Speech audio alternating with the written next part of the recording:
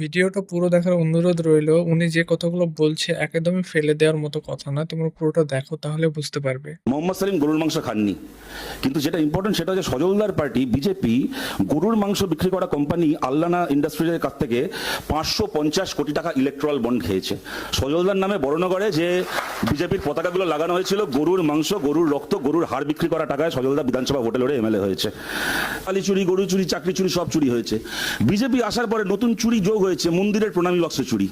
বলিয়ানকে নিয়ে এদের এত বক্তব্য, ধর্ম ইত্যাদি, আমরা নাকি ধর্মের অপমান করি, হ্যান করি, ত্যান করি। কোনোদিন শুনেছেন বামফ্রন্ট সরকারের আমলে কোন সিপিএম এর এমএলএ, কোন সিপিএম এর এমএলএ এর বর, বউ, নাতি, নাতনি কেউ মন্দিরের পুরোহিতকে, সেবায়তকে ফোন করে বলেছে যে প্রণামীর বাক্সটা রোজ সন্ধ্যাবেলা আমার বাড়িতে এসে জমা দিতে হবে?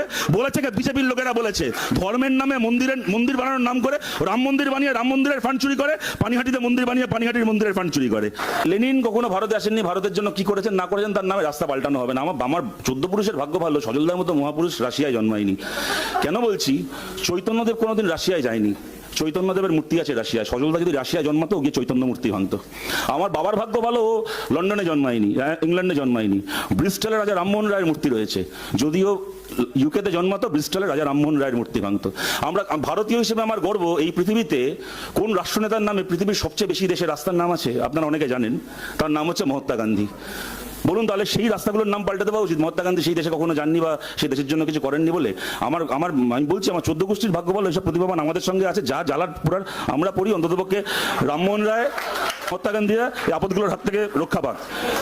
সাইবাড়ির সময় কোনো পুলিশ আসেনি দাদা। সাইবাড়ির সময় তো আমাদের পুলিশ ছিল না, ছিল কংগ্রেসের পুলিশ। তোমার বাবা সেই কংগ্রেসের নেতা ছিলেন, প্রদীপ দাস। এই সময় তুমি তখন তোমার জন্ম হয়নি বোধ হয়, বা না তখনও তোমার জন্ম হওয়ার কথা নয়, 70-71 সালে। কিন্তু কেন পুলিশ আসেনি? কংগ্রেসের নেতাদেরকে জিজ্ঞেস করতে হতো। তুমি এত বছর সময় পেয়েছিলে, তোমার বাবাকে গিয়ে প্রশ্ন করতে পারতে, এখন আমাকে করে কি হবে? তমন্নার খুনিদেরকে ধরেছে শুভেন্দু অধিকারী সরকার, ঠিক কথা। একটা সরকারের কাজ খুনিদেরকে ধরা, ওনার কাছে দাবি করা হয়েছিল। বিকেলবেলায় সন্ধ্যাবেলায় ধরেছেন, আমরা তার জন্য কৃতজ্ঞ। শুভেন্দু অধিকারীর পিয়ের খুনিগুলোকে কবে ধরবেন? 4-4টে পিয়ে খুন হয়ে গেল, পিয়ের খুনিগুলোকে কবে ধরবে? কি করছেন? আজকে কিছু লোক গ্রেপ্তার হচ্ছে, আমাদের খুব আনন্দ হচ্ছে। আচ্ছা, মনে হয় না যারা হেরেছে, এই সুজিত বোস, সব্যসাচী দত্ত, যারা এবার জিততে পারেনি, যারা হেরে গেছে, এই দেবরাজ, যার স্ত্রী অদিতি মুন্সি বিধায়ক ছিলেন, দেবরাজ গ্রেপ্তার হলেন, অদিতি মুন্সি আবার হেরে গেছে। হেরে যাওয়াগুলোই কেন গ্রেপ্তার হচ্ছে? আর জিতে যাওয়া ববি হাকিম, জিতে যাওয়া জাভেদ খান, জিতে যাওয়া হচ্ছে এদের যত ক্রিমিনালগুলো রয়েছে তৃণমূল কংগ্রেসের, এক্স-বারকার এক ক্রিমিনাল বিধায়ক, তারা কেন গ্রেপ্তার হবে না? এটা কি কাকতালীয়?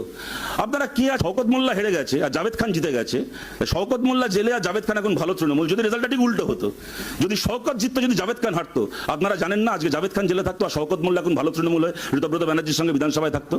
আপনারা জানেন না? ভোট বলতে ভোটের পরে অনেক লোক যারা দুপুর 12টার পরে তৃণমূল থেকে বিজেপি হচ্ছে, তোমাদেরকে আমি নেবো না, খুব ভালো কথা।